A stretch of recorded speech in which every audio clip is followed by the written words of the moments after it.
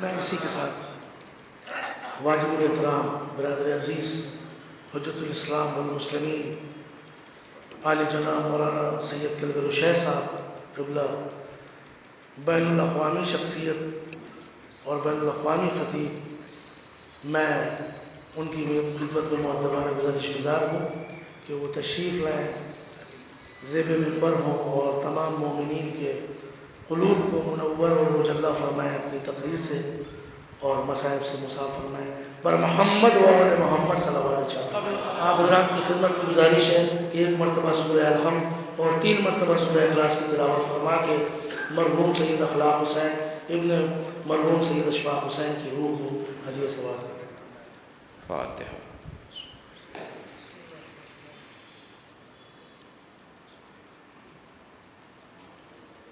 حضرات مومنین ایک مرتبہ سورہ الحمد اور 3 مرتبہ سورہ مبارک اخلاص کی تلاوت فرما کر مرحوم کے روح کو ارشاد بسم اللہ۔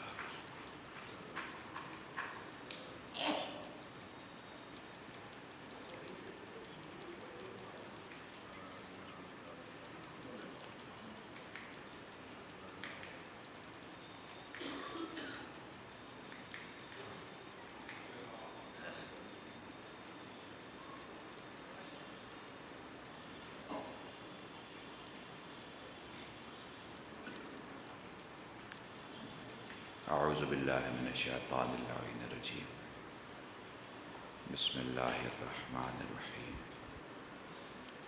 یا من ذکرہ شرف للذاکرین، الحمد للہ رب العالمین، والصلاة والسلام علی اشرف الانبیاء والمرسلین، سید العرب والعجم، جسمہ مقدس معطر مقدم، نور الہدی مصباح الظلم، شفیع الامم، صاحب الجود والکرم، مولانا ابی القاسم محمد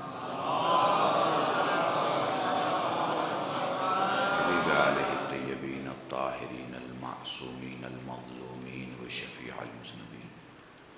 اما بعد فقد قال اللہ سبحانہ وتعالی فی القرآن الکریم، بسم اللہ الرحمن الرحیم، وما تشاءون الا ان یشاء اللہ۔ صلوات پڑھے محمد۔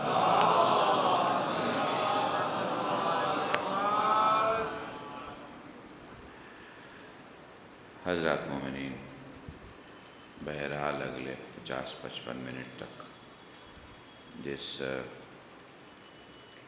مصلح عبادت پر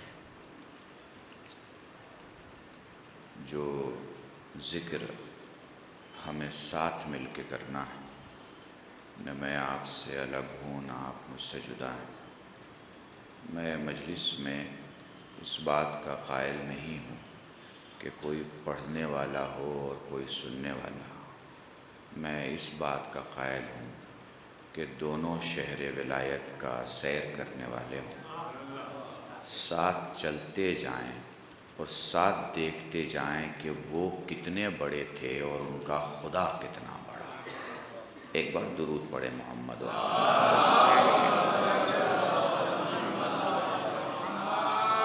تو اگر آپ میرے ساتھ ہیں تو اس سفر میں اگلے 50-55 منٹ کے ہم شیعت کے نظریے سے اسلام کے عقائد کو دیکھیں گے۔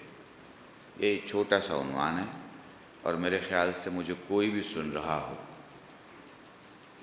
بہتر ہوگا اگر ہمارے عقیدے سے باہر کا بھی ہے اور عاقل ہے، چونکہ بیوقوفوں کو مجلس سمجھ میں نہیں آتی۔ اگر عاقل ہے تو وہ اس بات سے انکار نہیں کرے گا کہ جو پڑھا جا رہا ہے وہ سچ ہے۔ شیعت کو سمجھتے ہیں کہ شیعت کیا ہے۔ جنرلی ہم جو شیعہ کا ترجمہ کرتے ہیں وہ یہی کرتے ہیں کہ جو صاحب 12 امام کو مانے، 14 معصوم کو مانے، وہ شیعہ ہے۔ میں نے اسے سمیٹا ہے لفظوں میں، آپ محظوظ ہوں گے اور محسوس کیجئے گا مجھے چونکہ موضوع یہ ہے کہ شیعت کے نظریے سے ہمیں دین کو اور اسلام کو اور عقیدے کو دیکھنا ہے، تو پہلے شیعت کو دیکھ لیتے ہیں کہ شیعت کیا ہے۔ جو یقین کر کے پھر کبھی شک نہ کرے وہ شیعت ہے۔ میں امید کرتا ہوں، میں لکھنؤ میں پڑھ رہا ہوں اور غفران آب میں یہ مجلس ہو رہی ہے، اور مجھے لگتا ہے کہ آپ سب علمی دنیا سے وابستہ لوگ ہیں۔ جو یقین کر کے پھر شک نہ کرے وہ شیعت ہے، اور جہاں شک آ جائے وہاں پھر شیعت جاتی ہی نہیں ہے، یا یوں کہیے کہ شیعت ہوتی ہی نہیں ہے۔ شیعت تعداد نہیں بدلتی۔ ہمارے یہاں صاحب معجزات کی کمی نہیں ہے، مگر پنجتن 5 ہیں، 6 نہیں ہوں گے۔ سمجھیے میری بات میں کیا کہہ رہا ہوں۔ امام 12 ہیں، 13 نہیں ہوں گے۔ معصوم 14 ہیں، 15 نہیں ہوں گے۔ ہم سے نہ کہا کریں کہ ہم عقیق کو فیروزہ کہہ دیں، ہم سے نہ کہا کریں کہ ہم در نجف کو یمنی کہہ دیں، ہم سے نہ کہا کریں کہ ہم زمین والے کو آسمان والا کہہ دیں، ہم سے نہ کہا کریں کہ ہم خاکی کو نوری کہہ دیں، ہم سے نہ کہا کریں کہ ہم نجس کو پاک کہہ دیں، کیونکہ ہم جانتے ہیں کہ جمعرات کسے کہتے ہیں، بدھ کسے کہتے ہیں، اور جمعہ کسے کہتے ہیں۔ میں نے بہت سادے لفظوں میں مجلس پڑھی ہے آپ کے سامنے۔ میں سب کچھ پڑھوں گا مگر کچھ نہیں پڑھوں گا، میرے ساتھ چلیے گا، پوری توجہ چاہ رہا ہوں۔ اگر آپ کو بولنا آتا ہے تو آپ سب کچھ پڑھ سکتے ہیں، مگر آپ کو اگر بولنا نہیں آتا تو آپ وہ بھی اگر پڑھ رہے ہیں جو پڑھنا ٹھیک ہے تو بھی آپ گرفت میں ہوتے ہیں۔ پوری توجہ۔ شیعت کسے کہتے ہیں؟ جو یقین کرے تو پھر شک نہیں کرتی۔ شیعت کسے کہتے ہیں؟ جو زبان نہیں بدلتی، تعداد نہیں بدلتا، وہی مانتی ہے جو خدا کہتا ہے۔ خدا کی قسم، ہم خدا کے علاوہ کسی کو نہیں مانتے، مگر خود خدا نے کہا کہ محمد میرا رسول ہے۔ اس سے سادی زبان میں استعمال نہیں کر سکتا۔ اور اللہ کی قسم، ہم محمد کے علاوہ کسی کو نہیں مانتے، مگر خود محمد نے کہا کہ میرے بعد علی مولا ہے۔ یہ خود محمد نے کہا کہ میرے بعد علی مولا ہے۔ تو شیعت جس چیز پر چلتی ہے، جس چیز کو مانتی ہے، وہ پرسکرائب ہے، سنی ہوئی نہیں ہے۔ شیعت نے وحدت بھی سنی ہوئی نہیں مانی۔ میں آپ کو 1 گھنٹہ مجھے لگ جائے گا صرف اس ایک جملے کی وضاحت میں۔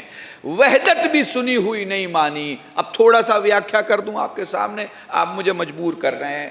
دیکھیے، 1,24,000 نے بھی وحدت پہنچائی، اور ان 14 نے بھی وحدت پہنچائی، مگر دونوں میں ایک خاص فرق ہے۔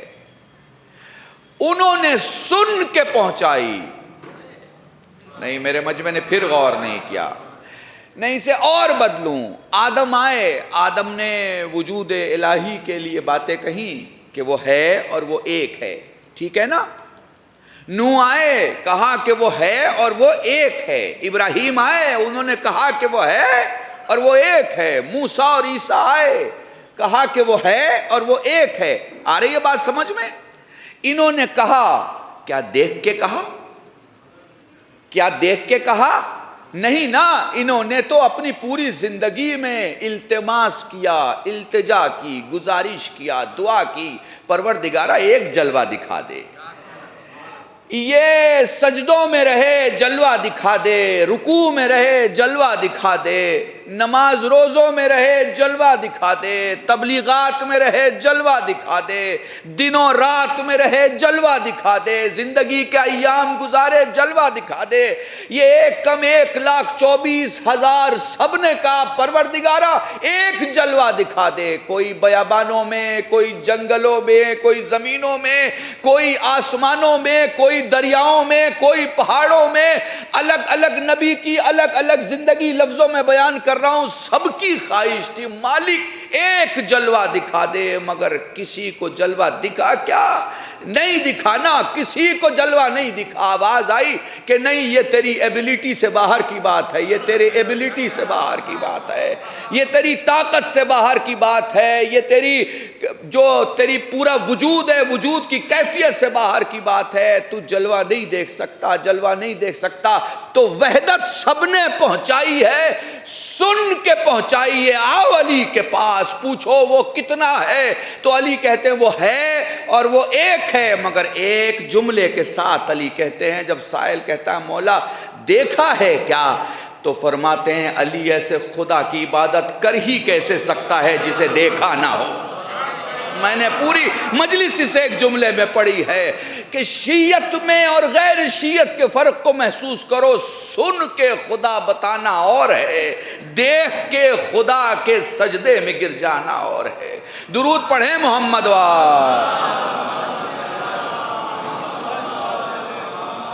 اگر آپ اس نظریے سے چلیں گے، اگر آپ اس طریقے سے چلیں گے جہاں آپ پوری شیعت کو سمجھیں، آپ نے محسوس کیا ہمارے اتنے مراجع کرام ہیں، اتنے علماء ہیں، ہم نے کبھی کسی پر کفر کا فتویٰ نہیں لگایا کہ فلاں کافر، فلاں دائرہ اسلام سے خارج۔ کبھی ہمارے یہاں کسی مسجد سے کسی کے کافر ہونے کا اعلان ہوا ہو تو مجھے بتا دیجئے۔ ہمارے کسی مفتی نے، ہمارے کسی مرجع نے کسی کو کوئی سرٹیفیکیشن دیا ہو کہ تو آج کے بعد سے باہر نکل گیا، کافر ہو گیا؟ ہمارے یہاں یہ نہیں ہوتا، کیونکہ ہم نیتوں کے مالک نہیں بنا کرتے،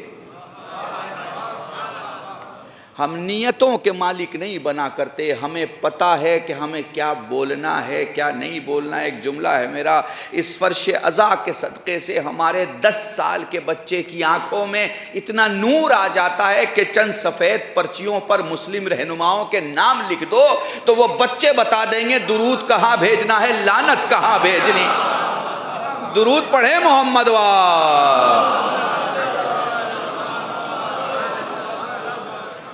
تو ہمارے یہاں وحدت کا تذکرہ ہے، مگر تذکرہ کرنے والا کیا کہہ رہا ہے؟ تو سوچ بھی کیسے سکتا ہے علی اس خدا کی عبادت کرے گا جسے دیکھا نہ ہو۔ اللہ کی قسم اگر آپ اسے محسوس کریں کہ آگے کی منزل کیا ہے شیعت میں، تو شیعت میں آگے کی منزل ہے نبوت۔ دیکھیں پہلے وحدت کو ہی تھوڑا سا لے کے چلتے ہیں آگے۔ وحدت میں ہم ایک مانتے ہیں، معصوم نے پوری تشریح کی ہے، یہ گنتی کا ایک نہیں ہے، کیونکہ گنتی کے ایک کے بعد 2 آتا ہے۔ آ گیا ایک نہ ماننے والا مولا کے سامنے، وہ کہتا ہے کہ میں تو نہیں مانتا، پھر یہ بتائیں کہ وہ ایک ہے تو اس کے پہلے کون تھا؟ اب ذرا لطف لیجئے گا مولا کے جواب کا، یہ میری خطابت نہیں، یہ آپ کے امام کی بات ہے۔ مولا فرماتے اچھا تو نہیں مانتا؟ کہا نہیں میں نہیں مانتا۔ یہ بتائیے آپ تو مانتے ہیں نا، یہ بتائیے اگر وہ ایک ہے تو اس کے پہلے کیا تھا؟ آپ نے فرمایا تجھے گنتی آتی ہے؟ اس نے کہا ہاں مجھے گنتی آتی ہے۔ کہا گن؟ اس نے کہا 1 2 3 4 5۔ آپ نے فرمایا اب ذرا الٹی گن۔ اس نے کہا 5 4 3 2 1۔ آپ نے فرمایا اب ذرا آگے کچھ بول۔ آپ دیکھیے کیا لاجک ہے، آپ دیکھیے، آپ محسوس کیجئے، اب ذرا آگے کچھ بول۔ اس نے کہا آگے کچھ ہوتا تو میں بولتا، آگے کچھ ہے ہی نہیں ہے۔ تو آپ نے فرمایا تیری گنتی میں جیسے آگے کچھ نہیں ہے، وجود خدا کے نہ پہلے کچھ ہے نہ بعد کچھ ہے۔ درود پڑھیں محمد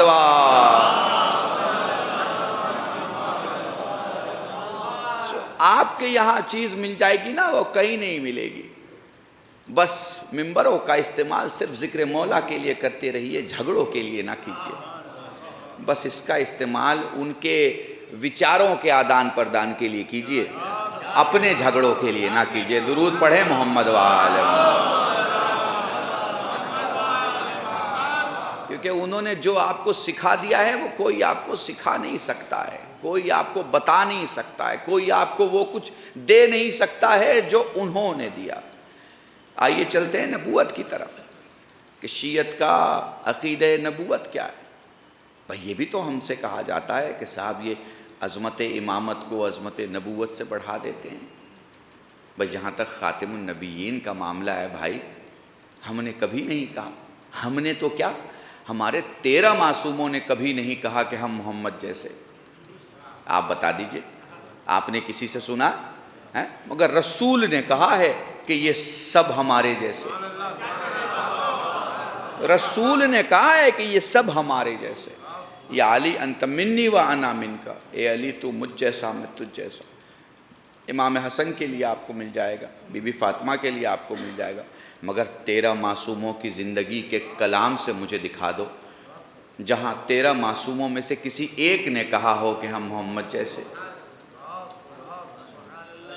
جو احترام رسالت آپ کو ہمارے یہاں ملے گا وہ احترام رسالت آپ کو کہیں مل ہی نہیں سکتا. آپ دیکھیے نا، علی کی بات میں کر لوں تھوڑی سی، اگر آپ ساتھ دیں، آپ یہ دیکھیے کہ کتنی مماثلت ہے، کتنی سملرٹی ہے.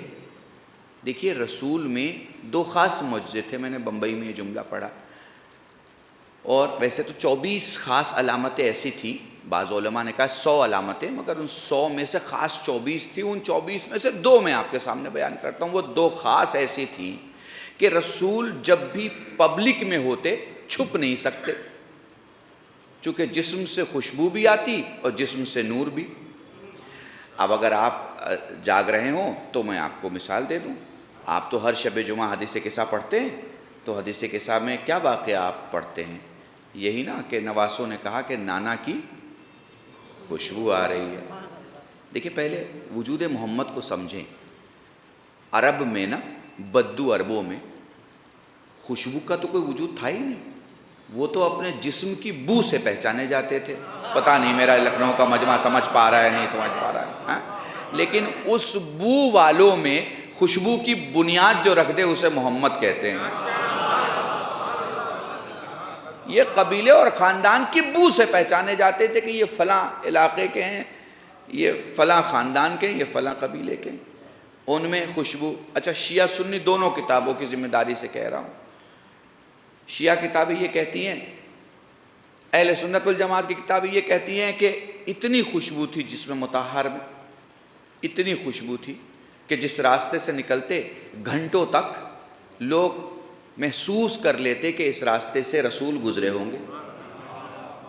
اب ظاہر سی بات ہے ہمارا عشق کیا ہے رسول سے، یہ بھی سن لیجئے. شیعہ کتابیں کہتی ہیں جس راستے سے گزرتے خوشبو اس راستے میں اپنا مکان کر لیتی.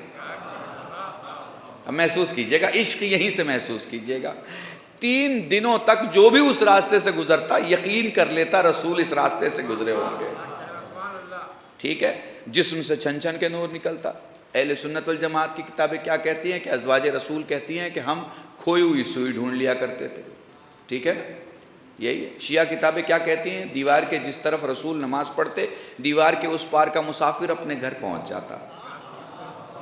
میں تو دونوں کتابیں آپ کے سامنے رکھ رہا ہوں، آپ دیکھتے چلے جائیے کہاں عشق کا اظہار ہو رہا ہے، کہاں ان کی عظمت کا اعلان ہو رہا ہے. دیکھتے چلے جائیے آپ. ٹھیک ہے، یہ 2 خوشبو. اگر رات کو کوئی آ رہا ہے تو اجالا دیکھ کے سمجھ جائے گا اس مکان میں رسول ہے. اگر دن میں کوئی آ رہا ہے تو خوشبو سے پتہ چل جائے گا اس طرف رسول ہے. بھائی اس سے اچھا جملہ میرے پاس تھا نہیں دوستو. اگر چند لوگ بھی اس مجمع میں مجلسی ہیں تو محظوظ ہوں گے. رسول خود کو کہیں چھپا نہیں سکتے جب تک کہ وہ خود نہ چاہیں کہ خود کو چھپا لیں. جب تک وہ خود حجاب امر خود پہ نہ ڈالنا چاہیں تب تک یہ ممکن نہیں ہے کہ وہ چھپ جائیں. رات ہوگی تو اجالا بتا دے گا محمد ہیں، اور خوشبو بھی بتا دے گی محمد ہیں. تو بھائی یہ 40 تلواریں لے کے جو لوگ انتظار کر رہے ہیں، ہائے ہائے ہائے، قربان جائیں تمہاری خاموشی پہ لکھنؤ والو. یہ 40 تلواریں لے کے جو لوگ انتظار کر رہے ہیں صبح کا، انہیں معلوم نہیں ہے کہ محمد نہیں ہے، پھر انہیں کیوں لگ رہا ہے کہ محمد ہیں؟ تو ماننا پڑے گا محمد کے بستر پر جو موجود ہے اس کی بو بھی محمد جیسی، نور بھی محمد جیسا. درود پڑھیں محمد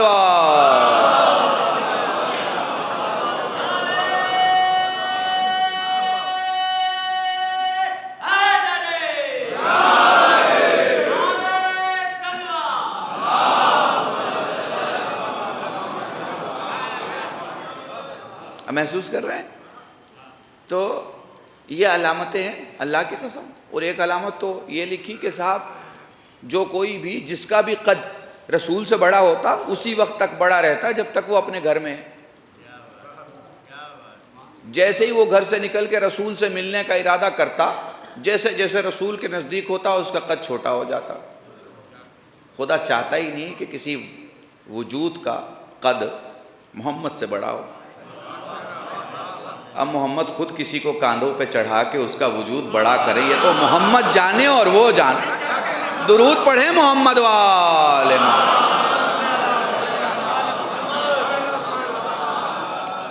سمجھ رہے ہیں آپ؟ تو اب ہمارے ہاں نبوت کے سلسلے سے کیا عقیدہ بھیا؟ تو ہم تو نبوت کو صفت نہیں مانتے، ہم نبوت کو صفت نہیں مانتے، ہم نبوت کو محمد کی ذات مانتے ہیں۔ وہ جب سے ہیں تب سے نبی ہیں۔ ہم نے عقیدہ بتا دیا اپنا۔ ہم کون ہوتے ہیں طے کرنے والے کہ وہ کئے سال میں نبی ہوئے؟ آج کسی مسلمان سے پوچھیے اپنا اسلام بتاؤ تو کہتا بھائی ہمارا تو 800 سال پرانا ہے، ہمارے دادا وہاں سے آئے تھے اور پردادا وہاں سے آئے تھے اور ان کے پردادا وہاں سے آئے تھے۔ وہ مانتا ہی نہیں اپنے اتہاس میں کہ مسلمان کے پہلے بھی کچھ تھا۔ وہ کسی سے پوچھئے تمہارا اسلام تو اتنا پرانا اور محمد کی نبوت اتنی نئی، آپ نے غور نہیں کیا میں کیا کہہ رہا ہوں؟ اتنا بھی مسلمان انصاف کر لے ذات محمد میں جتنا اپنے لیے کرتا ہے، تو بھی اتنی عظمت مان لے گا کہ کم سے کم بھائی نہیں کہے گا، کم سے کم اپنا رشتہ دار نہیں سمجھے گا۔ اللہ کی قسم ہم نے کبھی احترام میں کمی نہیں کی۔ جس نے احترام نبوت میں کمی کی اس کے خلاف فتوے دینے کی بھی تعداد دیکھ لو، ہمارا ہی سب سے پہلے نکلے گا۔ شان نبوت میں جس نے کمی کی، گستاخی کی، اس کے خلاف فتویٰ دینے والا بھی ہمارا ہی ہے، چونکہ ہمیں معلوم ہے کہ کس کا کیا احترام ہے۔ ٹھیک ہے؟ تو ہم نے کبھی طے نہیں کیا کہ وہ بچپن میں نبی، کہ وہ لڑکپن میں نبی، کہ وہ جوانی میں نبی، کہ وہ 40 برس میں نبی۔ کیوں؟ اس لیے کہ ہم نبوت کو ان کی ذات سمجھتے ہیں۔ اب یہ کوئی کہہ سکتا ہے کہ صاحب یہ کیسے ممکن؟ چھوٹی سی مثال ہے، دودھ کب سے سفید ہے بھائی؟ آپ بتائیے مجھے، دودھ کب سے سفید ہے؟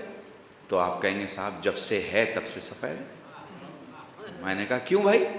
آپ نے کہا بھائی دودھ کالا بھی ہوتا ہے کیا؟ اگر کالا ہوتا تو اس کے سفید ہونے کی ڈیٹ ہوتی ہے نا، کہ بھائی اتنے دنوں تک کالا ہے اور پھر اتنے دنوں کے بعد سفید ہے۔ بھائی پوری توجہ چاہ رہا ہوں۔ بھائی یہ کیوں؟ آپ نے کہا یہ سفیدی اس کی صفت نہیں ہے جو حاصل ہوتی ہو، یہ اس کی ذات ہے۔ غور نہیں کیا آپ نے میں کیا کہہ رہا ہوں؟ یہ اس کی ذات میں شامل ہے، وہ جب سے ہے تب سے سفید ہے۔ بالکل ایسے ہی محمد جب سے ہے تب سے نبی ہے، جب سے ہے۔ جب سے آپ مانتے ہیں محمد کو محمد، آپ کو نبی ماننا پڑے گا، آپ کو نبی ماننا پڑے گا۔ اللہ کی قسم وہ تو زمین پہ آیا ہی نہیں یہ دکھانے کے لیے کہ نبوت کتنی بڑی ہے، وہ بس یہ دکھانے کے لیے آیا تھا کہ انسان کتنا بڑا ہے۔ میں نے بہت بڑا جملہ کہا ہے آپ کے سامنے، بہت بڑا، اسے لکھ لینا کاغذ پر اور غور کرنا گھر جا کے۔ وہ یہ دکھانے کے لیے آیا ہی نہیں تھا کہ نبی کتنا بڑا ہوتا ہے، کیونکہ ہمارا قد ہی نہیں ہے کہ ہم سمجھ سکیں کہ نبی کتنا بڑا ہوتا ہے۔ وہ یہ دکھانے نہیں آیا تھا کہ معصوم کتنا بڑا ہوتا ہے، وہ یہ دکھانے آیا تھا کہ بندہ کتنا بڑا ہوتا ہے۔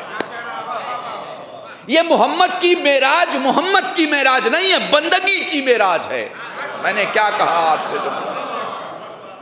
یہ محمد کا وہاں جانا ان کا وہاں جانا نہیں ہے، یہ کوئی کمال نہیں ہے، چونکہ وہ یہاں کیسے رہ گئے یہ کمال ہے، وہاں کیسے چلے گئے یہ کمال نہیں ہے۔ کمال یہ ہے کہ وہ مکے مدینے میں کیسے رہ گئے، یہ کمال ہے۔ تو اب وہ وجود وہاں جا رہا ہے۔ اللہ کی قسم اگر رسول نہ جاتے تو دنیا یہ طے نہیں کر پاتی کہ بشر بڑا ہے یا ملک بڑا ہے۔ پھر میں نے ایک جملہ کہا آپ کے سامنے، خدا کی قسم اگر رسول اس سفر پہ نہ جاتے تو دنیا طے ہی نہیں کر پاتی کہ خدا کی مخلوقات میں انسان بڑا ہے یا فرشتہ بڑا ہے۔ یہ بس ایک ہی سفر تو ہے جس میں فرشتے نے ہاتھ جوڑ کے کہا میں آگے نہیں جا سکتا. ہائے ہائے ہائے ہائے، کاش میں آپ کو سمجھا پاؤں کہ میں کیا پڑھ رہا ہوں آپ کے سامنے. یہ اکلوتا سفر ہے جس میں فرشتے نے آفیشیل ڈکلیریشن دی، میں آگے نہیں بڑھ سکتا، میں بڑھوں گا تو بالوں پر جل جائیں گے. یہی تو پتہ چلتا ہے بڑا کون ہے اور چھوٹا کون. یہی تو سفر ہے. کیونکہ میں نے تو یہ دیکھا کہ آدم کو توبہ کا طریقہ سکھا رہے ہیں جبرائیل، میں نے تو یہ دیکھا کہ نوح کے زخموں کو ٹھیک کر رہے ہیں جبرائیل، میں نے تو یہ دیکھا کہ یوسف کو کنویں سے ڈوبنے سے بچا رہے ہیں جبرائیل، میں نے تو یہ دیکھا کہ موسیٰ کے آگے نیل میں چل رہے ہیں جبرائیل، میں نے تو یہ دیکھا کہ ابراہیم کے آگ میں جانے سے پہلے ابراہیم سے باتیں کر رہے ہیں جبرائیل، میں نے تو یہ دیکھا انبیاء کی مدد کر رہے ہیں جبرائیل، میں نے تو یہ دیکھا کشتی بنانے کا سلیقہ سکھا رہے ہیں جبرائیل، میں نے تو یہ دیکھا کہ نبیوں کو تسلی دے رہے ہیں جبرائیل، میں نے تو یہ دیکھا فطرس کو کاندھے پر اٹھا کر در حسین تک لا رہے ہیں. در نبی نہیں کہوں گا، در حسین تک لا رہے ہیں جبرائیل. بھئی یہ سارے کام تو جبرائیل کر رہے ہیں، پھر پتہ کیسے چلے کہ اس میں بڑا کون ہے چھوٹا کون ہے؟ جائیے کسی پیلس میں پرائم منسٹر کے ساتھ، پرائم منسٹر کی آفس جائیے، لے جائیے 10 لوگوں کو، آپ کے ساتھ 10 لوگ چلے جائیں گے. کہاں تک؟ جہاں تک آپ کی حدیں ہوں گی. مگر جہاں سے سرکاری حد شروع ہو جائے گی آپ کو موبائل بھی چھوڑ دینا پڑے گا. میں نے بہت بڑا جملہ کہا اللہ کی قسم. جہاں سے سرکاری حد شروع ہوگی کہا جائے گا صاحب آپ کو بلایا گیا ہے، آپ کے علاوہ کوئی نہیں ہوگا، کوئی نہیں ہوگا. مطلب اب موبائل بھی نہیں ہو سکتا، دستی چیز بھی نہیں ہو سکتی. ٹھیک ہے نا؟ تو جب بڑی جگہ پر جائیں گے تب پتہ چلے گا بڑا کون ہے اور چھوٹا کون ہے، بلایا کسے گیا ہے، باہر روکا کسے گیا ہے. یہ دیواریں طے کر دیتی ہیں کہ باہر کون ہے اندر کون ہے، یہ دیواریں طے کر دیتی ہیں کہ باہر کون ہے اندر کون ہے.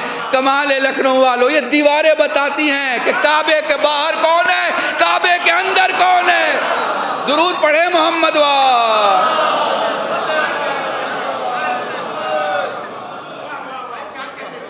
یہ دیواریں بتاتی ہیں. باہر ٹھہر گئے جبرائیل، اب چلے گئے رسول. اب کمال کی بات ہے، سوچئے کمال کی بات ہے. ایک شخص چلا گیا پرائم منسٹر سے مل کے آ رہا ہے، باہر جتنے لوگ تھے انہیں روک دیا گیا، بھائی اس سے آگے آپ نہیں جا سکتے. وہ 1 تھے یا 10 تھے، روک دے. اب جب پرائم منسٹر واپس آ رہے ہیں تو ایک آدمی یہ کہہ رہا اچھا یہ جو آ رہے ہیں ان کو سکھانے والے یہی لوگ ہیں جو پیچھے رہ گئے. بھائی مجھے تو نہیں سمجھ میں آیا، آپ کو آ رہا ہے سمجھ میں؟ بھائی مجھے بتائیے آپ کو سمجھ میں آ رہا ہے جو چھوٹ گیا؟ اچھا ایک اور سوال کر لو مسلمانوں سے، یہ بتاؤ جہاں سے جبرائیل ٹھہر گئے تھے قرآن وہاں سے آیا ہے یا جہاں محمد گئے تھے وہاں سے آیا ہے؟ میں نے بہت بڑا جملہ کہا.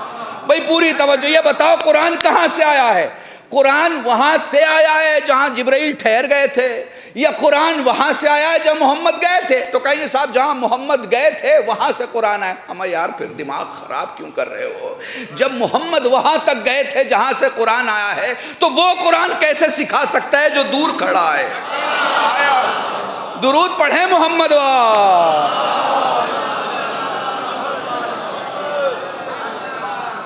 یہ کمال ہے، یہ کمال ہے، وجود کا کمال ہے، وجود محمد کا، ذات محمد کا یہ کمال ہے. اللہ کی قسم کہ بشریت کو، انسانیت کو وہ عروج عطا کر دی. مٹی پھینکیے اٹھا کے، مٹی اوپر نہیں جاتی، مٹی کے وجود سے باہر کی بات ہے، اس کی ایبلٹی نہیں ہے کہ وہ اوپر چلی جائے. مگر اگر وہ مٹی محمد سے وابستہ ہو جائے تو اوپر جاتی ہے. ہائے ہائے ہائے، کاش میرا مجمع غور کر لے. اگر وہ مٹی محمد سے وابستہ ہو جائے تو اوپر جاتی ہے. مٹی تو چھوڑیے، نالین بھی وابستہ ہو جائے تو جاتی ہے. درود پڑھے محمد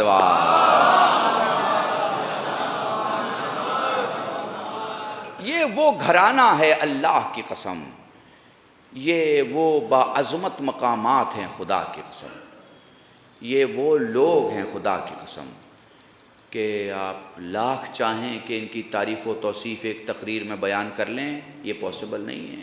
ایک جملہ کہہ رہا ہوں، اگر محسوس کر سکیں آپ، سنیں گے نہیں محسوس کریں گے. دیکھیے یہ سارے مولوی، یہ 6 میٹر کا امامہ اور وہ 10 میٹر کا امامہ، یہ جتنے ہیں مولوی سے لے کے مرجع تک، آیت اللہ تک، ان کے پاس ان کی ذات کا علم نہیں ہے. بہت بڑا جملہ کہہ رہا ہوں, اسے محسوس کیجئے گا. میری پوری مجلس ایک طرف اور یہ ایک جملہ یاد رکھیے گا. ابھی سے لے کے میں پورے اتہاس کی ذمہ داری سے کہہ رہا ہوں. مثال دے دوں تاکہ بات سمجھ. لکھنؤ کا کوئی ڈاکٹر ہو, لندن اور جرمن سے پڑھ کے آ رہا ہو, بڑی ڈگری لے کے آ رہا ہو, ٹھیک ہے. اب آپ پہنچ گئے, چونکہ پڑوس میں رہتے تھے, یہ فلانے میاں کا بیٹا ہے, تو وہی ظاہر سی بات ہے اس نے بھی آپ کو چچا کہہ کے خطاب کیا اور آپ نے بھی اسے بالکل بیٹے سمجھ کے بات کی.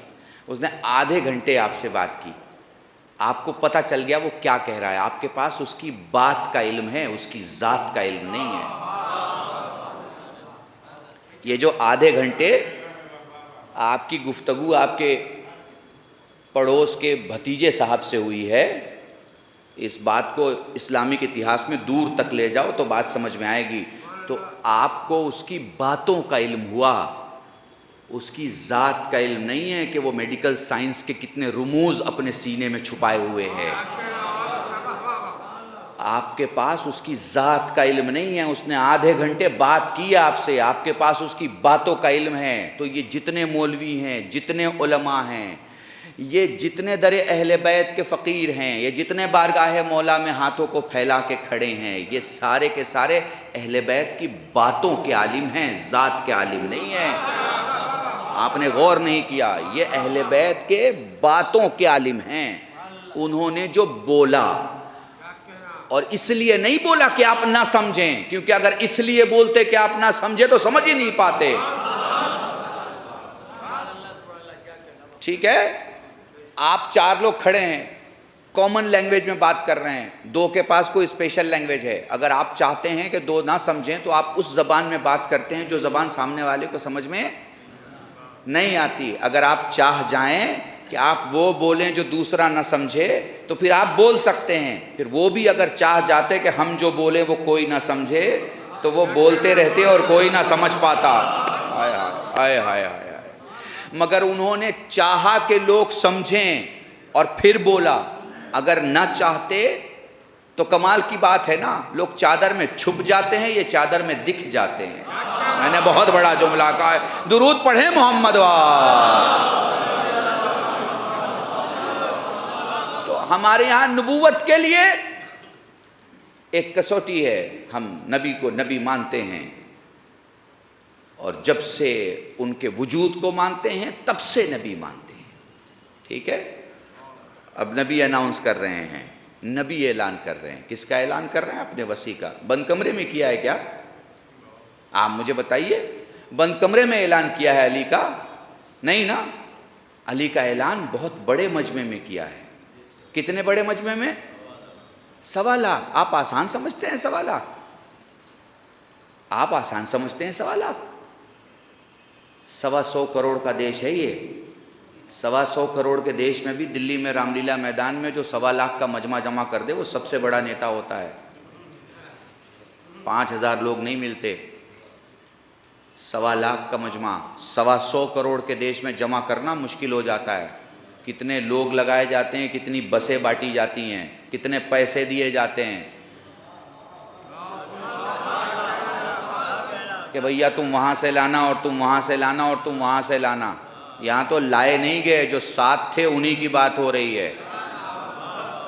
سمجھ لیجیے آپ. اور یہ 1.25 لاکھ کے مجمع میں 10 ہی ہمارے تھے, 10-12 سے زیادہ نہیں تھے. خدا کی قسم اگر 10,000 ہوتے تو ہر گھر پہ عباس کا علم ہوتا. 10-12 تھے. آپ کہیں گے دلیل دیجئے, تو رسول کا جنازہ دیکھ لیجئے. 2.5 مہینے کے بعد وہی 10-12 موجود ہیں جو وہاں ہمارے 10-12 تھے. 1.25 لاکھ میں 10-12 ہی تھے. 1400 برس پہلے وقار بھائی, اگر 1400 برس پہلے گوگل ہوتا نا, ہاں 1400 برس پہلے اگر گوگل ہوتا, اس کا کیمرہ ہوتا, تو اس وقت اس کا نیوز اینکر یہی بول رہا ہوتا کہ زمین پہ سب سے بڑا مجمع اکٹھا ہوا ہے. 1.25 لاکھ کا مجمع معمولی مت سمجھیے. اور وہ بھی مسلمانوں کا 15% ہے. آپ کہیں گے یہ کیسے کہہ رہے ہیں بھائی؟ حج جو ہے پیسے والوں پہ واجب ہوتا ہے, غریبوں پہ نہیں. غور نہیں کیا آپ نے؟ اگر یہ حج سے واپس آنے والا مجمع ہے تو جو گیا تھا وہ استطاعت والا تھا, حیثیت والا تھا. حیثیت والے کسی سماج میں کتنے ہوتے ہیں؟ 10 سے 15%. تو یہ مسلمانوں کا 15% تھا، 85% ابھی باقی ہے. ان تک تو یہ 15% علی علی کہہ کے پہنچائے گا. جب 3 دن کے بعد پہنچے گا اور گھر والے پوچھیں گے کہاں ٹھہر گئے تھے، کہا علی کی وجہ سے. اچھا سنیے ایک عجیب بات، لکھنؤ والوں آپ کو تو پتہ ہے کہ جب بڑی مجلس ہوتی ہے تو کئی پرچیاں آ جاتی ہیں.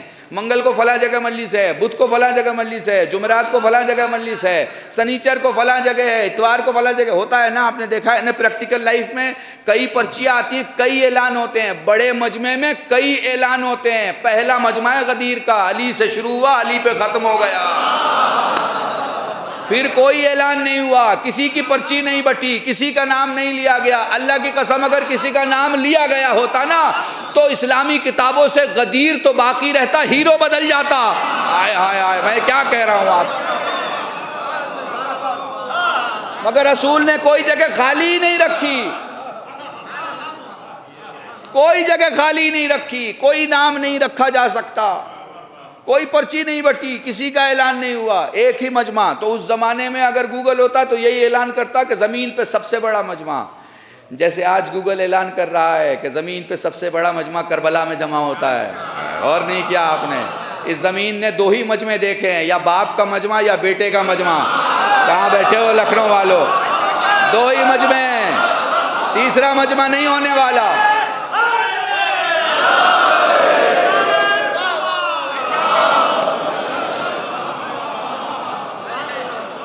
آپ کی محبت اور مودت کو دیکھتے ہوئے 2 جملے سن لیں. زمین پہ سب سے بڑا مجمع کربلا کا. یہ جو ریکارڈ آیا ہے نا 40 ملین کا یعنی 4 کروڑ کا، میں نہیں مانتا، میں مانتا ہوں اس سے ڈبل ہے، کیونکہ ویسے بھی سرکاری آنکڑے کم ہوتے ہیں. ہائے ہائے، میں سرکاری آنکڑوں کو نہیں مانتا، میں سرکاری آنکڑوں کو نہیں، میں تو اس آنکڑے کو مانوں گا جو ایک زائر بولے گا. اور زائر یہ کہہ رہا تھا کہ کاندھوں سے کاندھے ٹکرا رہے تھے، قدم کو اتنی جگہ نہیں مل رہی تھی کہ دوسرا بڑا قدم اٹھایا جائے. ایسا لگ رہا تھا کہ کوئی بلا رہا ہے اور کوئی گزار رہا ہے. میں کیسے آپ کو سمجھاؤں اللہ کی قسم. 35 لاکھ کا مجمع مکے میں ہوتا ہے.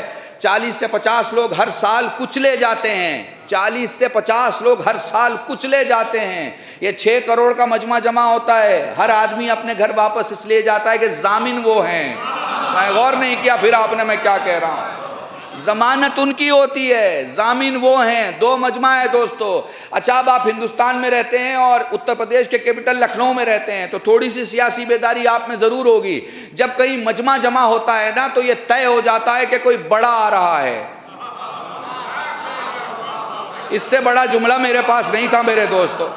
چاہے خاموشی سے چن لو چاہے سرور کے ساتھ، پوری توجہ چاہتا ہوں. جب کوئی بڑا مجمع جمع ہوتا ہے تو یہ طے ہو جاتا ہے کوئی بڑا آنے والا ہے جس کے لیے مجمع پہلے سے جمع ہو رہا ہے. کسی سال 1 کروڑ، کسی سال 1.5 کروڑ، کسی سال 2 کروڑ، کسی سال 3، کسی سال 4، 5. یہ تعداد بڑھتی رہے گی. کیوں؟ آئیے آپ ٹیلی ویژن کھولیے، پتہ چلا شکتی پردرشن ہونے والا ہے، فلاں نیتا کے فلاں علاقے سے فلاں مجمع جمع ہو رہا ہے. آپ بتائیے مجمع پہلے جمع ہوتا ہے، لیڈر بعد میں آتا ہے. جتنا بڑا لیڈر ہوتا ہے اتنا بڑا مجمع ہوتا ہے. مجمع آ کے پہلے سے جمع ہو جاتا ہے. 7 بجے صبح سے ٹیلی ویژن بولتا ہے ابھی مجمع آ چکا ہے، لیڈر نہیں آیا ہے. وقت آ جاتا ہے اس کے پہلے سارے لوگ آ جاتے ہیں اور پھر لیڈر آتا ہے. جب لیڈر آتا ہے تو آپ دیکھتے ہیں لیڈر سب کو اپنے چہرے کی زیارت کراتا ہے، سب کو اپنا چہرہ دکھاتا ہے. غور کیا ہے نا آپ نے؟ آپ کو احساس نہیں ہو رہا ہے میں کیا کہہ رہا ہوں. نجف سے کوفہ کی دوری پتہ ہے کتنی ہے؟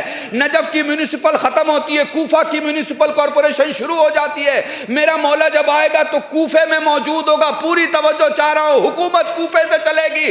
یہ کروڑوں کا مجمع بتا رہا ہے کہ کوئی ہے جو آ رہا ہے. درود پڑھے محمد وال.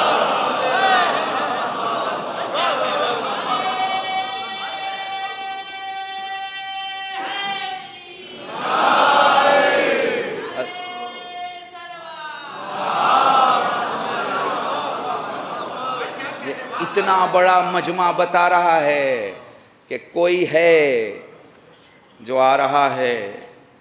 اور اس کے آنے کا کارن اور ریزن آپ کو پتہ ہے کہ وہ کس لیے بے چین ہے. وہ آپ سے ملنے کے لیے نہیں بے چین ہے، وہ ہم سے ملنے کے لیے نہیں بےتاب ہے، وہ بدلہ لینے کے لیے بے قرار ہے. بات آ رہی ہے کلیئر سمجھ میں آپ کے؟ وہ آئے گا اس خون کا بدلہ لینے کے لیے جو زمین کربلا پہ بہایا گیا. جائیے مقتل کربلا دیکھیے اور پھر وہ جگہ دیکھیے جس جگہ کو مقام امام زمانہ کہا جاتا ہے، دونوں کے فاصلے کو دیکھیے۔ وقار بھائی حسین ابن رو نے ایک بار رو کے امام سے کہا تھا، مولا یہ اتنا فاصلہ، رو کے فرمایا یہ وہ مقام ہے جہاں تک میرے جد کے سر کو کھینچ کے لایا گیا۔ جزاکم اللہ۔ ہمارے یہاں قوم میں پرابلم یہ ہے کہ ہم مصائب سنتے ہیں، سوچتے نہیں ہیں۔ کتنی مصیبتیں حسین پہ پڑی، کتنی مصیبتیں حسین پہ پڑی، مگر خدا کی قسم ہر زخم کے بعد حسین کا چہرہ اور چمکتا چلا گیا۔ آپ مجھے نہیں پتا آپ برداشت کر پائیں گے نہیں برداشت کر پائیں گے، حسین اس ذات کو کہتے ہیں جس سے براہ راست خدا نے گفتگو کی۔ حسین اس ذات کو کہتے ہیں۔ کسی زخم کے بعد حسین نے یہ نہیں کہا پروردگارہ اب اور کتنا امتحان لے گا، حسین نے یہ کہا لے میرے مالک جتنا امتحان لینا ہو لے، تیرا حسین ہر امتحان میں کامیاب ہو۔ آپ کو پتہ ہے، آپ ایسے سن لیتے ہیں علماء سے کہ حسین نے ایک بڑا خطبہ دیا، آپ کو پتہ ہے کربلا میں بولنا کتنا سخت تھا۔ مجھے 1-1.25 گھنٹے 1.5 گھنٹے کے مجلس میں زبان سوکھ جائے، حلق سوکھ جائے تو میں بول نہیں پاؤں گا۔ 3 دن کی بھوک و پیاس، سب سے زیادہ پیاس کربلا میں حسین کو لگتی تھی۔ کسی سے نہیں کہا مجھے پیاس لگی، سب نے حسین سے کہا ہے مجھے پیاس لگی، حسین نے کسی سے نہیں کہا مجھے پیاس لگی۔ ٹھیک ہے، آپ کو پتہ ہے روز عاشور اصحاب حسین اشاروں میں بات کرتے تھے۔ کربلا میں اتنی گرمی تھی اور اتنی پیاس کی شدت تھی، جسم کا پانی اتنا سوکھ چکا تھا کہ جب جب ان کے ہونٹ کھلتے ان کے رخساروں سے خون نکلتے۔ اب کیسے میں سمجھاؤں گا؟ ان چیزوں کے لیے آپ کو سمجھنا پڑے گا۔ بڑے آرام سے آپ قول پڑھ لیتے ہیں مولا کا سلام میرے اس جد پہ جس کے داہنے کی پسلیاں بائیں طرف چلی۔ آپ نے غور کیا کبھی اس پہ؟ یہ نہیں کہا کہ آگے کی پسلیاں پیچھے چلی، یہ نہیں کہا، داہنے کی پسلیاں بائیں۔ اس کا مطلب کچھ سمجھ میں آتا ہے آپ؟ اگر یہ مطلب ہی سوچ لیں تو آپ کو مصائب کی ضرورت نہیں پڑے گی۔ صرف زیارت کا ایک جملہ اگر آپ غور کر لیں آپ کو مصائب کی ضرورت نہیں پڑے گی۔ سوچیے۔ میں روایت سناتا ہوں آپ کو ایک، تاکہ آپ سمجھ لیں۔ سید سجاد کہتے ہیں اپنی پھوپھی سے، پھوپھی اماں اپنے آپ کو سنبھال، سارا قافلہ دیکھنا ہے پھوپھی۔ فرماتی ہیں سجاد میں کیا کروں کہ جب میں سوئی ہوتی اور سورج کی کرنیں مجھ پہ پڑتی تو میرا بھائی اپنی ابا کو لے کے کھڑا ہو جاتا، میں دیکھ رہی ہوں میرا حسین خون میں ڈوبا ہے اور زینب کے پاس چادر بھی نہیں ہے۔ جزاکم اللہ، خدا تمہیں کوئی غم نہ دے سوائے غم سید الشہداء کے۔ اپنے بھائی کے لاشے پر کھڑے ہو کے فرماتی ہیں بھیا اگر تو چاہے میں آسمان سے تیرے لیے کفن منگوا دوں۔ لاش مطہر سے آواز آئی نہیں بہن، سر پہ امامہ تھا ظالموں نے لوٹ لیا، جسم پہ لباس تھا ظالموں نے لوٹ لیا، ہاتھوں میں انگلیوں میں انگوٹھی تھی انگلی کاٹ لی گئی، اماں کا گلو بند گلے میں بندھا تھا گردن کاٹ لی گئی، اگر کفن آ بھی گیا تو یہ سارے لوٹ لیں گے۔ نہیں بہن، اب جملہ میں نے پڑھ دیا آپ نے سن لیا، مگر آپ نے غور نہیں کیا۔ یہ انگلیوں سے انگوٹھیاں اس وقت نہیں اترتی جب انگلیاں سوج گئی ہوں، انگلیاں اس وقت سوجتی ہیں جب زخم ہاتھوں پہ بڑھ گیا ہو۔ اب جس نے بھی، جس ظالم نے بھی اس انگلی سے انگوٹھی نکالنے کی خاطر انگلی کاٹی تو چھری سے انگلیاں کبھی نہیں کٹا کرتی۔ مصائب سنا مت کرو، مصائب سمجھا کرو، مصائب محسوس کیا کرو، گھروں تک روتے ہوئے جاؤ گے ظالم نے پتھر اور چھری کا استعمال کیا تاکہ حسین کی انگلی کاٹی جائے۔